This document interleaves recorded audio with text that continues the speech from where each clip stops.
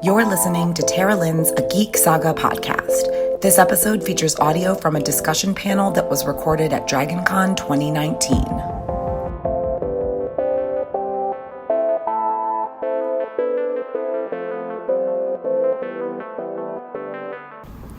I think I said this, I don't know if it was I think it was yesterday during the Game of Thrones, Saturday. Gosh, it's been a long weekend now. During the Game of Thrones final season panel, like, if somebody had told me that I was going to cry about Theon dying years ago, I would have been like, come on. So, yeah, I'm jumping in on this a little bit late. I apologize. Blame the Hilton elevators and 18 flights of stairs. But yeah, that was one of Theon's whole story in the show. To be fair, I wasn't a fan of like them showing, like actually physically showing his torture. But if we can just kind of brush that aside as just one of those Game of Thrones mistakes, as a whole, they did a really good job portraying his arc. Yeah, and it shows what you can do when you spend time to invest in the characters, and you need time for that. But they allocated it to certain characters, and they didn't allocate it to other characters. Yeah. Does anybody have any? Okay, on Theon. I just want to say I felt like in the show they did a good job of having John kind of gave him permission to be himself because he told him you are a Greyjoy and a Stark. Yep. You kind of saw him like, you kind of saw him own it at that point. Mm-hmm. Yeah. For those who couldn't hear, John essentially helps acknowledges his dual identity. He can be a Greyjoy and he can be a Stark. Right. And the funny thing, very true. The funny thing about that too, that just through the entire series of the books and the show, is that they hold, the Starks have Theon as their ward or hostage, as sort of a guarantee of the behavior of the Iron Islands. But the thing is, the Starks and their world is part really of the Westeros culture, which is different from the Iron Islands. It's distinctively different. And so the funny thing about that is that the Starks and others actually thought holding Theon would give them any leverage at all over that. The Iron Islands couldn't care less. They're like, I'll make another one, they don't care. So, yeah, that was funny. It's just different culture. I have to say, though, it seemed like between season 6 and season 8, he was in a holding pattern, and I wondered why he was still sticking around. I mean, after he saves Sansa, and then he's like with his sister for like 2 years being extremely submissive, and then I feel sorry for him, and then he's still the ultimate coward when he fails to jump in after his sister. And I'm like, I thought he was on his redemption path, and now he's taking a detour, and I feel contempt for him again. And then he's just sticking around Yara's side when she goes to Daenerys. I'm like, why is this character still here? And I felt his arc had already completed, but then I know now that they were just keeping him around to save for the final Winterfell battle. But in between, I was like, he just wasn't ready. He just wasn't quite ready yet. Yeah. I just wanted to respond to that. That's human, though. Yeah. No human in ever has been where they are down and then they are on an upswing and there is never a fall. Like, success and failure is always up, fail, up, fail, up, fail, up, fail. And that's where his arc was so beautiful, because they were showing that he wasn't on the upswing the entire time. He still is failing. He still is broken. He still is trying. We were actually talking about that. He's probably, of everybody, he's probably got the worst PTSD. I mean, of everybody, We were talking about that. I did a panel yesterday that was like apocalypse psych. Yeah. And we were talking about the fact that like everybody relapses when it comes to like mental health and everything. And like, so it's impossible to just be on an upswing and just constantly always be that better person for the rest of your life. Like, I just don't think it's not human for that to happen. All right, so the moment on the ship when the uncle's holding her, I always thought that maybe he's doing a mental calculation. If I charge at it, he can kill her and kill me. Mm-hmm. If I make a tactical retreat, I can come back at that day and get her out. Mm-hmm. Whether he was thinking that or not, it effectively was true. Mm-hmm. It worked out that way, absolutely. Yeah, live to fight another day because you are losing the ship. Right. Like, he was definitely going to die if he jumped in. For sure. And another note, just as far as the couple seasons where it seems like he just didn't really make much in the way of advancement. At this point, the people who have had control of his life are these authoritarian figures, his father, and then Ramsay and Roose, and then even to a certain degree Yara, who had been written very, caring a lot about her brother, but still being kind of an older sister from hell at times. And it's not until he kind of gets away from that and has reassurances from Jon, reassurances from Sansa of his own worth and his own value, that he starts coming out of, I mean, as far as Ramsay goes, just this very demure, head down, just try and stay alive mentality. And I think that's when he becomes the person who puts back on the Greyjoy armor and says, no, I want to fight for Winterfell. All right. Well, let's take the barometer. Show of hands, guys, who think that his arc nailed it in the show. All right, good number. Okay, and the dissenters? No. Okay, wow, we got unanimous consent. Good job. Let's get more divisive. I think you mentioned something, Alan, that might be a little bit more divisive. No, I'm just saying that compared to... We'll get to Jamie. The two that Oh yeah, we'll get to Jamie. The comparison we were making were with the big two. Yeah, let's go to those two. Let's go ahead and let's just do it. Snow and Daenerys. Snow and Daenerys. Yeah. Let's start with the pretty crow. I mean, honestly, like I think Jon Snow, like, he's kind of one note, so it was hard for them to not nail that from the beginning. Well, I think it's because it's hard to imagine that they didn't have enough screen time, or I mean, we'll stick to the shows because the shows are finished. Let's do that right now. It's hard to imagine that they didn't have enough screen time. They had 8 years to show us enough. Mm-hmm. 9. Yeah, well, and think about how, if they could go back, because it just shows how it was put together, where, you know, I think nothing more magnifies and illustrates the situation of having books for part of it and not for the other than their character arcs, right? Yeah. Because as long as you have books, you get every tiny little detail. We have sympathy for both of them in different ways because we're getting to know them like we're living in the same room with them for years. And then at the end, and we're done. And so you go off that cliff of, I know everything about them and I'm sympathetic for them, to, I don't know why they did that. I don't know why they did that, right? Yeah. Theon didn't suffer from that, it seems like. It seemed like Theon's arc got crammed in before it fell off that cliff. No, I mean, one of the main characters in this epic 8-season show was resurrected from the dead, and it didn't really matter or change anything. No. One of the main characters in this show, it finds out that he's the true king of the 7 kingdoms, and that his whole life has been a lie. It doesn't really matter. And there's not a payoff that we've been waiting for, and instead we have Kit Harington collecting an enormous paycheck to be a glorified extra and say, "She is my queen. I don't want it. I never did." For 6 episodes. I never did. You're right. The very end stroke of and him going out the wall, yes, that's a neat shot, but it wasn't earned. And there is something to be said in a book to put in some red herrings, some trails that lead to nowhere. I think in the other panels we've all talked about this. He germinates, he waters a lot of seeds and lets some grow and others don't grow as far. That's fine, that's Martin's style. But like you said, when these stack up and you have so many things that he has that just end up doing nothing, even the cool sword, what are you doing with that, bro? Hardhome. That was it. If he hadn't been a Targaryen, if he hadn't been who he was, he still would have been Dany's boyfriend and the one that could get next to her to stab her. Yeah, which Doesn't could be change anything. Could be Dario, Euron, whatever. You know? Didn't need to be one of the only characters we ever see ride a dragon or kill a White Walker. Doesn't matter. They give him all of this, and then it's The only thing he that got Daenerys unawares, and that was it. The only thing that maybe it did was keep the dragon from killing him after he killed her. And pissed off everybody when he neglected Ghost. Yeah. I mean, honestly, like, I'm failing it right there.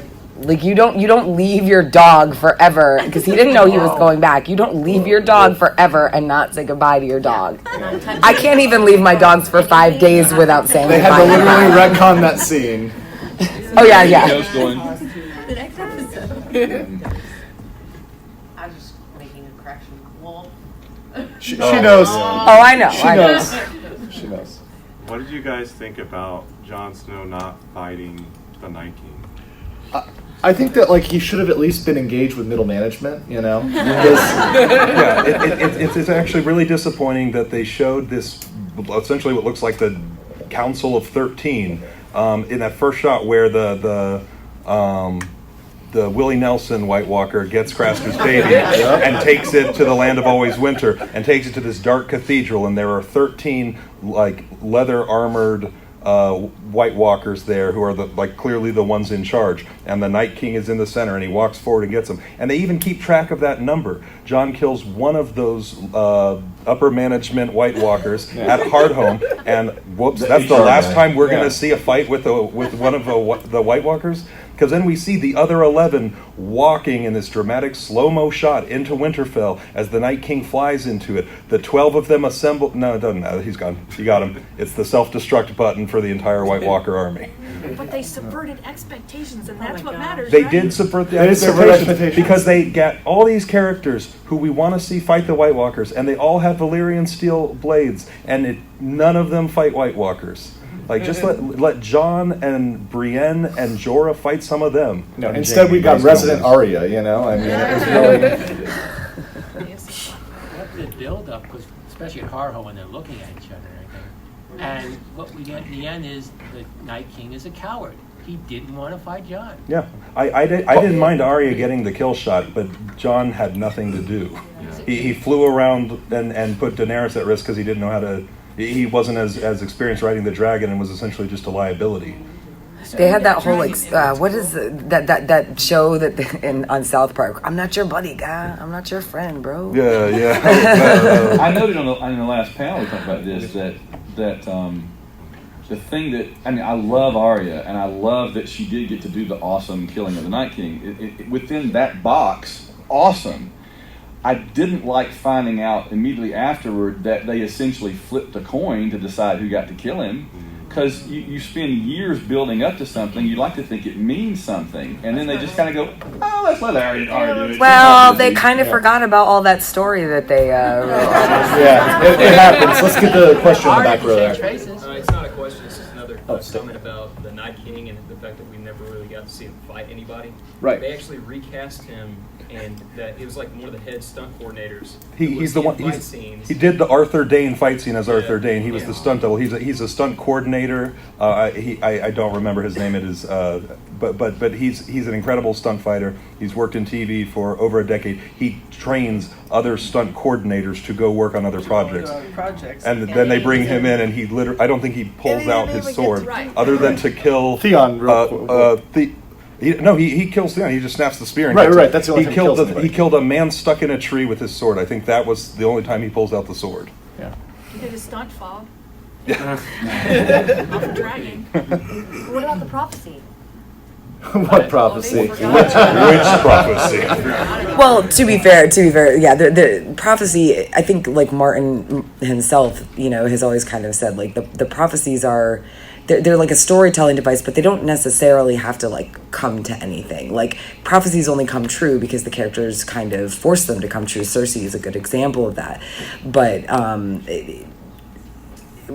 regardless of whether or not the prophecy was supposed to be important at one point or not, the fact that I don't know who said it, that they just flipped a coin and chose Arya, and that's just kind of indicative of the just carelessness of this season as a whole, if you ask me. Yeah, and to an extent, you'll have people, and the thing about prophecies, you can read it back into somebody, so you can say, okay, well, there's these elements that led up, and this is why she fits those criteria with prophecy. Yeah, we did that process with Arya. Exactly. They could have almost done anything. I mean, being that they didn't have the end of the books, being that you said there was this cliff, they could have literally created any scenario with him. It just seemed like they didn't give a shit. Yeah. They wanted sexy. They got to the end. Yeah. They had a setup to have this amazing battle at Winterfell. About 60% of it was, and then the other 40% felt like they got the Star Wars job and said, okay, well, let's get this over with. Yep. I'm done. I wouldn't know. Front and then second row. Yeah, first. That's a fair point. Yeah, if you could see it. Go ahead first, yeah. Yeah, you. Well, of course, militarily speaking, that battle dunk. You shouldn't have heavy ballista outside of your walls. No. You should hold everything in reserve. Of course, the trench should have been exceptionally wide. Oh, well, and you're going to send your light unarmored cavalry out first. Yeah, that made zero sense. Militarily, how can you're supposed to be experienced? I mean, John isn't on a winning record here. Well, and I will give the benefit of the doubt on the cavalry charge.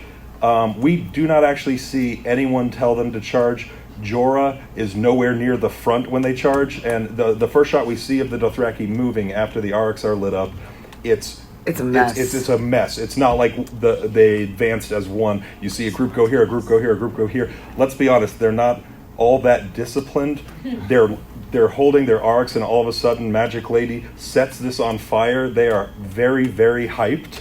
I think they just went. We'll get this done before. You won't even need the regular. Yeah. I thought they did all that. We had one here. My question is more of a concern. From what I understood, R.R. Martin was writing while they were screening. And do you feel that a lot of these finalizations is because he was writing to get it done? And they were trying to get it done, and so like the writers were also intervening, whereas before that he had so many characters already planned, and then when it became so popular they kept rushing him to finish this, get it done, so I felt kind of like it was just kind of, okay, we need to get him done, we need to get this one done, so it kind of like I think he lost his thought process, kind of like, because he wasn't as, like, if it would have taken him 2 years before they came out with the last one, it might have been better. I felt they just like rushed through to get it done because they needed to, because of the timing and the cost. I mean, that's the way I took it. Certainly I can say rushing to get it done, absolutely. I think that the one thing that differs is, and I think it wouldn't have made much of a difference at the end because they'd already committed to those paths. I think they started deviating, you started making that right turn, then all of a sudden you're on the highway to hell, It's and that was like season 4, season 5. Yeah. So if they really wanted to, if he had finished more before then maybe it would have stayed closer to the road, but this is a whole different direction. And I think one issue here is not just that they felt rushed at the end, but when they signed up for this, the scope just outpaced them. The first Game of Thrones season is pretty loyal to the books. Yep. At that point, you have something like 120 featured characters, not main characters, but featured. By book 5, it's somewhere around 600 or 650. And even cutting out, and you can tell they were not sure how much they were going to be able to get in. They introduced in season 2 Quaithe, the Shadowbinder, who helps Daenerys in Karth. And her significance in the book is reappearing later and warning Daenerys with these vague references to 7 characters, 6 of which end up not appearing in the show. So if they knew that ahead of time, I don't think they would have put Quaithe in. I think they were planning to try and get as much as they could, and at some point they just looked at it and said, we have to streamline. So you have things like Gendry and Edric Storm. Those are 2 separate characters. Edric Storm's the one who has Robert's blood, and Melisandre wants to sacrifice and leeches. And they combined the characters. They said, we can't get into all this Edric Storm stuff. Just use the character we have. Have Melisandre go to the Riverlands and pick him up, which was odd. But but they had to make all these streamlining decisions, and it was working as a kind of jerry rig for a while, and then I think around season 6 or 7, the seams got worse and worse. It's like when you use hem tape and not actually sewing to finish your costume. When the show was picked up, my first thought was, yay, it's going to be a TV show. My second thought was, oh, it's going to be on HBO. It has a much better chance of being a good TV show I want to see. Yeah. And my third thought was, the series isn't done yet. Yeah. And he's slow. I've been reading these books a while. Yeah. And I kept thinking, as much as I love it, there are series of books that are done that have never been made into TV shows, and you're picking one. It's wonderful. I wouldn't be here. Yep. But it's not done. done, and this is a potential problem. So they knew they knew what they were getting into from the very jump. They knew. And as a side note, it's become a sort of cautionary tale. A lot of these other fantasy series that have been optioned by streaming services or networks, Scott Lynch's The Gentleman Bastard series, The Lies of Lachlan Lamora, has been optioned several times, and they're sitting back and waiting at this point, I think, for it to be finished. The Kingkiller Chronicles by Patrick Rothfuss was optioned, I think, by Showtime. Thank you. And they're doing it as a prequel, essentially, because the third book hasn't come out. It isn't high fantasy, but the Red Rising series has been optioned once as a movie, once as a TV series. Those books aren't finished. As far as I can tell, it's just sitting there waiting, because I think a lot of networks are gun shy after seeing what happened with the end of Game of Thrones the last couple seasons. At least the Expanse guys seem to have their butts. Oh, they have it together. Yeah. One of the few. Now I want to take. Are any of the questions about John? I want to take the poll real quick. Yeah. Another instance of streamlining was them combining John and Aegon. Yep. Yes. Yeah. Yes. Yeah. No Aegon the Sixth / Fagin is probably the biggest omission. Development-wise in the books, because it gives Dorne nothing to do. It cuts off a lot of character significance in going to the east, and King's Landing, I'm sure that battle's going to go very different in the books with Aegon's inclusion. Well, and also it takes out that step of like the extra. Okay, this is a better reason as to why Dany went mad. Right. Yes, absolutely. Back right. As a comics fan, I absolutely loved Arya's Stark arc because she lost everything. Her back was to the wall. Said before, but she really was the Batman of Westeros. Yep. She traveled to the dangerous unknown exotic east to be tutored in the arts of assassination and subterfuge. She came back. She was always had a raft of many gadgets at her disposal. Beginning with Needle, one of the most enduring scenes is when Jon gives her Needle in the beginning, and you see that element of the arc fulfilled when she commissions Gendry to make the. Essentially, the Dragon's last Batarang. Batarang's the Night King at the end of it. Sorry, go ahead. And much like, they say Frank Miller's Batman, she loses a little bit of humanity in the process. And there's that great scene with her and Sansa discussing their childhood ambition. Sansa wanted to be a princess. Sansa grew up to be a queen, but at a very, very heavy human cost. And Arya did become a knight, but she became something much, much greater, a much greater warrior. And at the very end, it's sort of an oblique reference, it's homage to Lord of the Rings. She sails to go to the west to sort herself out. So I really enjoyed that as a comics fan. That's good. Yeah. So everybody, let's do the poll on John. Who thought they nailed it with John? And I'm like, it depends. Yeah, you're in or out, Tara. All right. And who? I think they nailed it because, like I said, he's a one-note character. There really wasn't much they had to do. Okay, yeah, you have your argument. Okay, and now who thinks that Tara's ridiculous and they absolutely failed it with John? I like being the anti-hero here. Okay, the gritty anti-hero. He didn't pet the goodest boy. That's right. Yeah, that is true. Let's go to the Dragon Queen. Let's knock out the targs. Yeah. Dany. I think Dany is divisive, right? That's the thing again, is it's like she had her own TV show separate from the others. Yep. For 6 or how many ever years up until she gets on the boat. Right. When she gets on the boat, she becomes part of the actual show. She had a spin-off show, and yet through all those years of her having basically her own show separate from everybody else, by the time she gets to the point that she needs to make that wrestler heel turn, it still seems to come out of nowhere. It doesn't feel completely earned. And I know you can go back and say, well, there was this. Somebody said the other day, right, that it's like in the previous Game of Thrones, they said, here's all the times that you should have picked up on that she was a little grouchy, so maybe this is why she turns Dark Queen at the end, It's not just her wardrobe that suddenly she goes to the black outfit, so. Because she killed a couple people sometimes when it was, I don't know, sort of justified. Or she frowned at Sansa, so, ooh. Dany's outfits were like, they were the crypts of her storyline, where they're just shoving it in our face like, she's blue, she's good. Oh wait, she's black now. Yep. She's back. As you lovely had him yesterday, right? That awesome outfit. That's right. Yeah, it's a good outfit. Back. One thing that I noticed about Dany was, she did say that she was going to burn King's Landing throughout seasons 3, 4, and 5.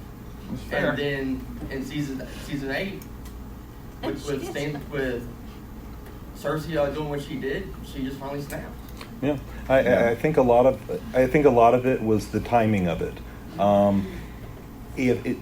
When she's talking about burning King's Landing, I think she means conquering King's Landing with dragons. But she conquered King's Landing with dragons and an army, and then burned it. And there wasn't the bell ringing and her staring at the Red Keep and then just saying, "No, now we burn it." It didn't ring true. And not to even me. and not even burning. It's like if she flew over and just burnt the Red Keep, I wouldn't have an issue because that's what Cersei is. But she just starts Just raising burn the random city blocks. Methodical, plotting. Your own soldiers, half an hour of it. Block by block by block. And they really, if they only know the broad strokes that they're trying to write backwards to get to, there's so many better ways you can justify her snapping. Have Rhaegal die an episode later when they're taking King's Landing. Have a Scorpion get him then. That can be the thing that sets her off. Have Missandei held hostage at the Red Keep by Cersei, trying to keep Daenerys from taking the city, and have Missandei die then. It's the Rhaegal dies and Missandei dies and Jorah has died, and then she sits there and she's thinking about it, and she agrees with Tyrion. Yeah, if the bells ring, we know that we won. We'll do this, and then we'll take the city with minimal bloodshed. And then she just doesn't do it. There wasn't. It didn't feel like there was a big enough catharsis for her to pick that moment to decide to take out 500,000 people. And because it was so methodical, it took away the idea that it was a spur of the moment thing, right? Maybe she could have burned the first block and then gone, "Oh, what am I doing? This is my city now." Right. But she spent half an hour. Just premeditated. You could prove it. Half an hour of our time. You could bring in a bulldozer and do all that, and you don't have to kill people. There's one second row, and then we'll go to the first. So. Well, I had a huge problem in general with the writing because I don't really feel like all this like tiny moments and foreshadowing is the same thing as character development. No, exactly. It's really not. There's so much missing, and it's tiny things, and when you look back, it's just not enough. But also, I had a problem with a lot of people trying to justify her turn to, the bad by all of these things like executing the Tarleys, because there are so many characters that do things that are just as bad or worse, and they're still the good guys. Mm-hmm. Jon executes people, and it's never a problem. People don't bring it up with Jon. They were literally prisoners of war, and she gave them the chance to kneel, and she had to do that. Yeah. Just the same way as Jon executing the Night's Watch people that stabbed him. Right. Yeah. It's just not a fair comparison, and I do think it has something to do with the fact that she's a woman. Oh no, Stannis Baratheon in the show burns his uncle-in-law so that as like a blessing for him to leave Dragonstone. If you're gonna, that's not even. People didn't think Stannis was evil until he killed his daughter. Yeah, that was the big thing. It's like, oh, his daughter. He was killing his uncle-in-law before that. Daenerys killed prisoners of war who were saying, "No, if you keep us, we're going to foment." Yeah. Okay. First. There you go. So, does anybody else think that, they did this to themselves by purposely, for some random reason, limiting themselves on episodes? Because, they could have totally developed this in the last 2 seasons, making it, instead of just a few episodes, multiple episodes, and developed her arc. Because really, like my husband said a while ago, the only place for her to go was evil. You could say, oh, it's going to be happy, jolly, everything that nothing's going to go wrong, but that doesn't really make a good story. It's the good story of someone being great, thinking they're great, and then becoming evil, trying not to be their father, and then becoming it. That makes sense. You just need it in more than 2 episodes. Yeah, and she had the self-interest there, right? That's where the turn was. She had the self-interest to overpower all those good moral things she had learned, But we needed to see it, and HBO had offered the showrunners as many seasons as they needed. They wanted it to go more. It's their cash cow. At the very least, when they were talking about doing 8 seasons, they weren't envisioning the last 2 seasons being 13 episodes. They were thinking they'd still get 20 out of the showrunners at that point. Okay, let's try to move this. I know there's one there and then one there. Yeah, so go ahead at the end. She pretty much said what I was going to Okay. say, but yeah. Boom.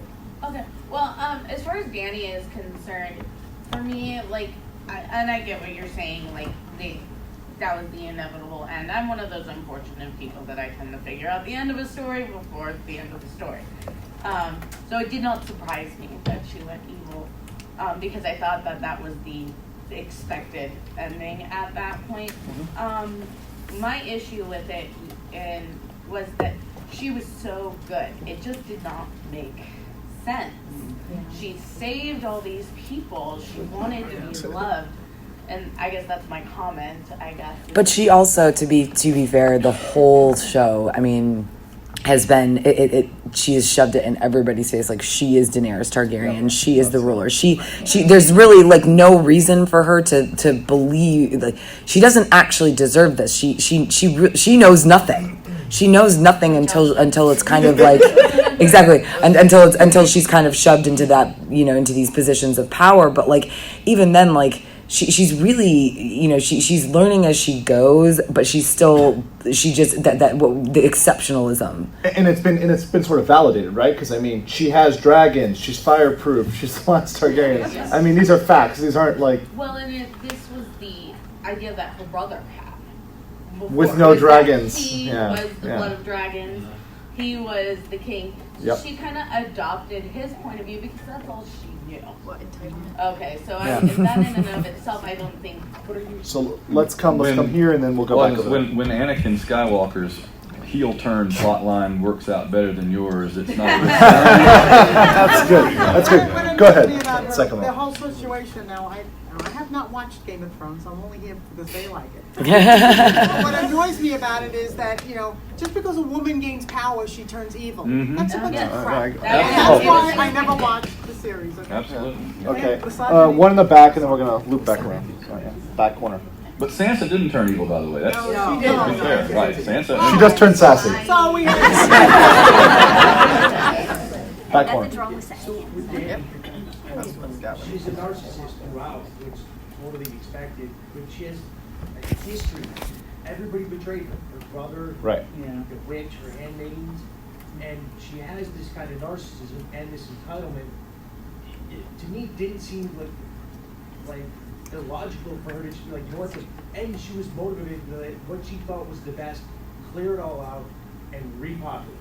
So to me, and again, maybe I'm coming at this from a gender perspective, but it wasn't that surprising. And to me, it followed that's what somebody, a maniacal person with ego issues and narcissism and awesome powers would do. And I think you got to understand, I mean, generally the nobles in Westeros have a level of narcissism that's higher than the average. And perhaps there's an argument to be made that you need that to rule in Westeros with all these competing, interests. And power corrupts. Right. But clearly what you're saying is she exceeded whatever the baseline is. It's like, if random, Lord is here, she's over here. Yeah, I mean, to me, it wasn't out of the order. It wasn't like, oh my God, where did this come from? I kind of understood. Right. Give me a nuclear bomb. Okay, I'm trying to get to okay, Jim, who's got it? In the front row? Okay, front row. I didn't know if you could hear. No, I want to make sure.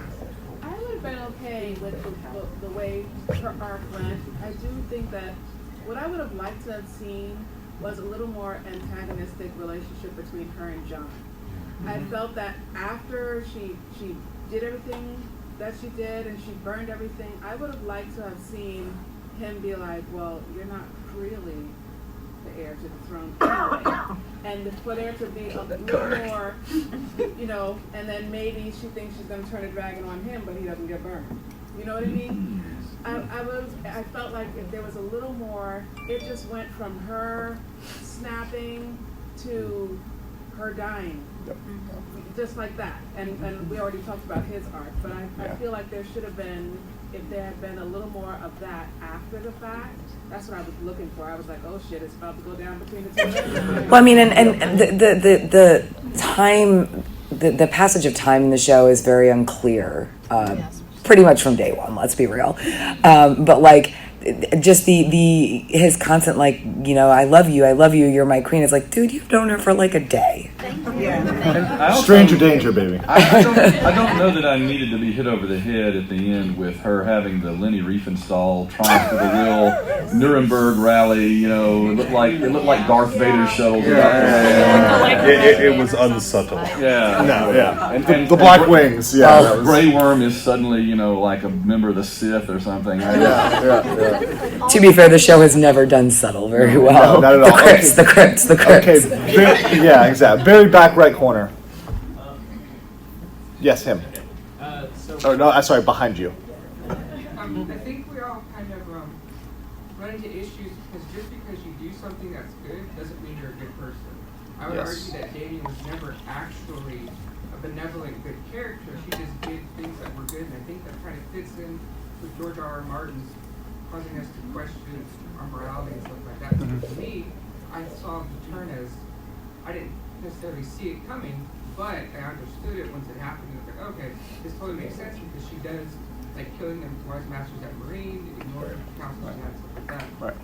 But I think it makes a lot more sense if we don't assume that she was a good person to start off with. Yeah. Well, and I think that that's kind of I'm sure that there are people who are fans of Daenerys who just are angry about her turning out to not be a good character, because they named their kid Daenerys. Yeah, but or their child Khaleesi. Yeah. No, they don't even name them Daenerys. They name them Khaleesi, which is a rank. I hate that. But that said, but it does sound pretty. Yeah. That said, I do think that it comes back to the whole yes, listen, she wasn't ever meant to be good. She wasn't ever meant to win the throne and sit as some sort of, benevolent, basically almost God. Breaking the wheel. But they just, it doesn't detract from the fact that they got her there so badly. Yeah. They did not spend the time and particularly because this last season was so rushed to develop it from the little hints that we get in the earlier seasons to full-blown maniacal Daenerys. I'll take two or three more questions and then we're going to skip to Jamie because we are running a little low. I think the front was waiting for a little while. Look, the simple problem was that she took advice from Tyrion, which was a big mistake. Yeah. If you really think about it, once you land with all your forces, you have your little birds tell you that Cersei is a direct keep. You have 3 full-grown dragons. You go there, you blow it apart, you land with your dragon, said, I'm your queen. And who's going to say no? Yeah. But Tyrion was dumbed down. Back right again. Yeah. Yes, go ahead. No, okay. For real this time. Something that I wasn't, to flash back a few seasons, when they consolidated the fake Arya storyline and just had Sansa marry off to Ramsay. Obviously, it was a very controversial thing, a very controversial episode where they had their wedding ceremony. You could call it that. But I think one of the things that really kind of bothered me in the last season is it's sort of implied when she's talking to the Hound after the battle that because she was done and all that, it somehow made her stronger through her assault, and I think that's just really kind of a messed up thing for them to do. Rape as a plot device is never good. That's it, period. End of story. Second row towards the end there. I should just not say anything there because I understood what they meant. Yeah, go ahead. Obviously, one of the last sort of snapping points for Daenerys was the dying of Missandei, but the thing was that I didn't really understand how they kind of found Missandei in the first place. She just got kind of tossed off the boat, and then they were like, "Oh, that must be Daenerys' handmaiden," but I don't think they ever met up before that. That whole scene is ridiculous. He says, Grey Worm tells her to get to the skiff like they have escape hatches. We've seen these ships from the side. They don't. The boat is somehow exploded by a Gatling gun of Scorpion. He's just able to destroy an entire fleet of ships. Everyone makes it to this island except her. Red Priestess? I was just wondering how you guys think Daenerys' turn to madness is going to go down in the books. Do you think it's going to be very different, or is it going to be... Yes. It's going to be way more protracted. More protracted. You also have Fagon in there. So, when you have a whole arc where she's got to contend with this inter-Targaryen battle, whether you think he's real or fake or a Blackfire or whatever, where she's got to deal with that from one person, when it comes up with Jon, from the same perspective of somebody who's close to her, linked to her, it's like, oh hell no, I'm not dealing with this shit again, and flip, a little bit more broadly. Yes, go ahead.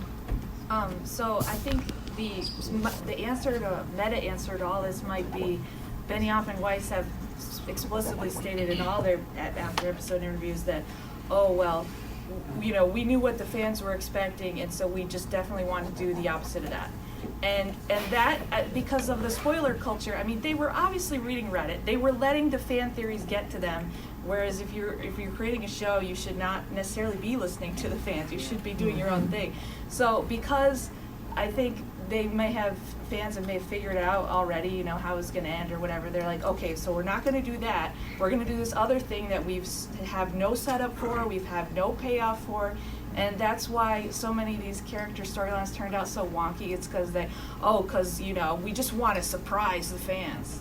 I mean, I absolutely believe that Daenerys is going to go mad in the books, So again, and I think that was one of those broad stroke things that George told them. But yeah, it's just, for me, I just think it was mostly like a timing issue. But like John Speaking of timing issues. And Arya not using her face swapping for anything important that happened in Westeros. I mean, these things should have had a payoff at the end, and they just didn't. Well, George is not going to have to cram the end of the story into a novella like they did the TV show. Right, right, and it'll be a thick book. So all right, let's do the vote. Danny, who liked her arc in the show? Okay. Oh, we have a couple. That's good. Okay. And everybody who dissents and disagrees, burn it with Dragonfire. Okay, that's pretty strong. All right. Jaime Lannister. Yeah, let's just do it. Wow, do we even need to speak about this? I take the snap poll. Move for quorum. Vote. I literally I suggested this specific subject, this panel subject, to Jen, the track director, because I wanted to talk about Jaime. So yeah, we're talking about Jaime. Yeah, I don't think it's going to change anybody, but we still need to vent about it. Exactly. I think they got everything pretty right, and they timed it pretty well, so we had enough time for everything he did to make sense. Yeah, I'm going to need to see your tax returns and how much HBO is paying you right now. I mean. Oh, to be fair, I'm he also is. Kidding. That is not my belief. He is a. What was the? I always harken back to this season 2 interview, and I can't remember the exact quote, but one of the show creators said that he's a horrible person, like a murderer. He loves killing. Oh yeah, remember when he killed his cousin for no reason? He didn't even need to do it. He could have said, "Hey, can you fake this for a second?" Then he could escape with his cousin, but then he wouldn't get to murder his cousin. He loves murder. Loves murder. Murder. Kinslaying. Bring him a young boy at a tower to murder. He needs more. What's sad is that they in the books, his character arc, it's written so clearly. It's nuanced, really too. is. It's nuanced. It is, but I mean, it's like, I mean, shoot, you hate Jaime for the first 2 books. You're like, God, this guy, he's just, he's all golden and beautiful, and he's the Kingslayer, and he's so good at everything he does, but he's sleeping with his sister. Yeah. But then you get to Storm of Swords, and you get to see inside his head, and you see that there's so much depth.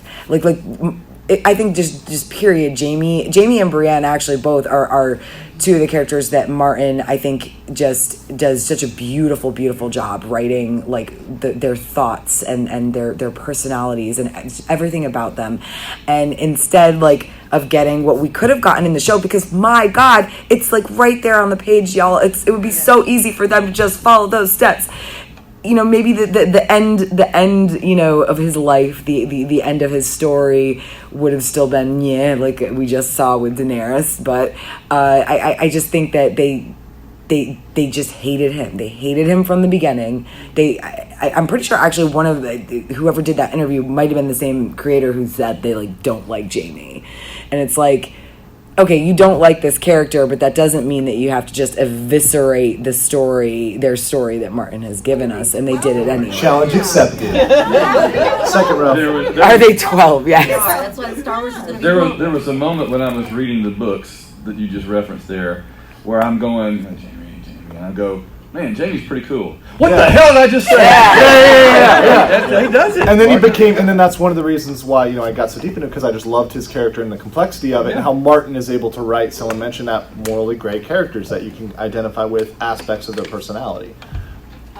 Jamie is my absolute favorite character, and this doesn't change it because I don't believe this is accurate. But I felt like they almost got it. They almost did. They had a lot of pitfalls maybe right after the books went off the rails, and they left out a lot of nuance in the earlier seasons. But then at the end, they really almost got him there. Like episode 2 was like absolutely gorgeous. The knighting scene. Yeah. You really felt like, okay, maybe they decided to go for it after all and really land this. But obviously they went off the rails. Yeah. But the biggest problem I had, other than the obvious Cersei shit, whatever, excuse me, that was terrible. But the biggest problem I had was the scene with Tyrion. While it was beautiful, he said he never really cared about saving those people's lives. And that was the absolute most egregious thing that they did to his character, because the only thing that was his heart. He gave up everything to save King's Landing. He gave up his reputation, his future, everything for that. And D&D kind of forgot that Jamie had a heroic arc. Even underlying all of the things he did after that were still horrible. He had this core of he wanted to be a true knight. Yeah. It was his dream to be that. Well, I mean, and I mentioned something earlier about the idea of relapsing. So I get that. I in a way but at the same time I cannot believe that Jamie's story in the books is going to end with him running back to Cersei and dying under a pile of rubble in an otherwise clear room. Homing missile bricks. And also honestly as somebody if you know anything about abusive relationships, the fact that they romanticized that was disgusting. Yes. Disgusting. Yes. Absolutely. Yes. I still think he's going to strike. Okay. Jimmy? 5 minutes. 5 minutes. Okay. Oh, yes. Back. One thing that I noticed with Jamie and his relationship with Cersei was he was very codependent. He thought that he could fix Cersei, and I really did not like the fact that they hindered to the fans by having him have a little short fling with Bran and then just run off to King's Landing. Mm-hmm. Yeah. And with him having his death with Cersei was very symbolic of the whole relationship with Cersei, together in the womb, together in death. Mm-hmm. Yeah, and I think when you go and you're fighting literally against death, you're fighting the army of the dead on the side of life, and then you turn around and say, you know what, life doesn't actually matter that much. Only Cersei matters. That's a full swing. Okay. I was not a fan of Jamie, but I will say this: I feel like Jamie and the whole Jamie and Brienne thing, at least to me, it seemed like he thought he didn't deserve her. He didn't deserve that life. He deserved Cersei. He was part of the responsibility. He was partly responsible for creating Cersei being who she was. But the other thing that really bothered me about Jamie is step 10 feet to the left. Yes. Yeah. Oh yeah, exactly. we definitely talked about that. I think in the final season panel where it's come on, Tyrion goes in and clears out all those bricks, and there's wait a minute, there's a pile of bricks that Tyrion's clearing, but 2 feet away, it's absolutely clean floor space. Well, and their bodies are absolutely clean underneath too. Oh, sorry, one of them had a bloody nose. Okay. So we're running out of time. So I think we need to call it on Jamie, but also I want to do a speed round lightning on a few round, characters. yeah, So yeah. we won't be able to really take questions or anything, but we'll just name some characters and we'll nail it or fail it. Yeah, let's do it. So Jamie, nailed it or failed it? Nailed it? Anybody? Failed it? Yeah. Okay. I heard one earlier, so I want to do this one. Arya. Nailed it. I'll go nailed it. Okay, failed it, anybody? Okay, there's a few. Yeah, it's a little bit. Actually, that's more than a few. I think that's a 20%. Yeah, that was statistically significant. I want to do two quick small council picks. Bronn. Nailed it. More brothels. Failed it. And now Davos as master of ships. Davos is everything. For sure. Hunky Davos. And failed. Good. Cersei and Bran. Bran, yeah, Bran. Nailed it. Oh, okay. There's another one where it's hard Nailed to. it, everybody. Yeah. Okay. Well, they ignored him for several seasons. Okay. Samuel Tarly. Nailed it. Yeah, I'll Nailed go it? I'll go nailed it. I'll go nailed it. Yeah. We're getting like dispassionate nailed. Like nailed it gently. Podrick Payne. I mean, nailed it. Like, He's become a Gary Stu, but he's just so sweet. Did we vote on Cersei? Somebody just pointed Cersei. Cersei. Nailed it. Failed it. Nailed it. Failed it. Yeah. Okay. Failed it. Won that one. Yeah. Well, Sansa. Oh, you know what? Melisandre. Oh, yeah, Melisandre. Oh, Melisandre. Nailed it. I think her disappearance was a little bit odd, but other than that, I think they nailed it. She had a full arc. Yeah, she did. Failed it for Melisandre. Okay. This guy's just a dissenter. He's been raising his opposite hand. I think she got a heck of a send off. Yeah. Who'd you say? Okay. She brought up a divisive one that can get some little argument here. So Sansa Stark. Nailed it. I hate how they got her there, but I was going to say, failed it because of the way they got her. Actually, I don't have a problem with the ending. If we have to include every part of her arc, that's I wasn't thinking about that. Yeah. Season 8 Sansa alone was definitely a nailed it. I think. Well, except for me, I think we talked about less. Tyrion. Conflict with Dany. Yeah. Tyrion Failed it. nailed it. Failed it. And failed it. Yeah. Hey, what was that thing called? A morally gray character? I don't know. What is that? I don't know what that is. I know the House of Black and White. That's it. We should ask good Varys. virtuous Tyrion what That's a a good morally one. great Varys. character is. He's also very smart. Varys. So Yeah, we Varys. nailed it for Varys. I think generally. Failed it. His guns till the end. Okay, what is Conleth Hill also has his hand up for failed it. Ooh, The Hound. the Hound. Nailed it. Clegane Bowl? I mean, Clegane Bowl was lame AF, Failed it. but I Failed it still for the think. Hound. Like, if Clegane Bowl in the books is them fighting on some stairs at the Red Keep, I'm gonna cry. And But there's fire, though. Miss Sunday. We're just gonna go straight to the failed it for this one. Okay. Yeah. Yeah, I guess Grey Worm would go the same way, right, guys? They had to make it a love story. Yeah. Here's one. He's dead. Jorah Mormont. Oh, nailed it. Nailed it. Okay. Gendry Rivers for some reason, even though he was not from and never lived in the Riverlands. I still can't believe they did it. Gendry, real quick, nailed it. Failed it. I think Gendry was fine. Yeah, and Lyanna Mormont. Yeah, 10 hands. 10 pair of paws. Did I? And I know I showed up a little late. Did I miss Brienne? No. So real quick, I'm gonna part of Jamie. real quick that like one last thought. Brienne, like in the books, like she doesn't kill anybody until like partway through Feast for Crows. So I was real like failed it on Brienne for a while with this show. But my God, this last season, her ending as Lord Commander of the Kingsguard and writing in the White Book, my heart. was never explained unless you read the novel. Well, yeah. So Brienne nailed it. Yeah, failed it. Anybody on Brienne? I think they could have gotten her there better. Yes, I agree. Yeah. But I just this last season. Yeah, we're nailing or failing. All right, I think that's time for everybody. Thank you all for joining us. We really appreciate it. Hopefully more Throne games in the future in written form. Yes. And rate us on the app, please. Rate us on the app. And ask for a bigger room. Thank you for listening to Tara Lynn's A Geek Saga podcast. If you like what you heard, please check out my website, ageeksaga.com, or consider supporting me on Patreon at patreon.com/ageeksaga.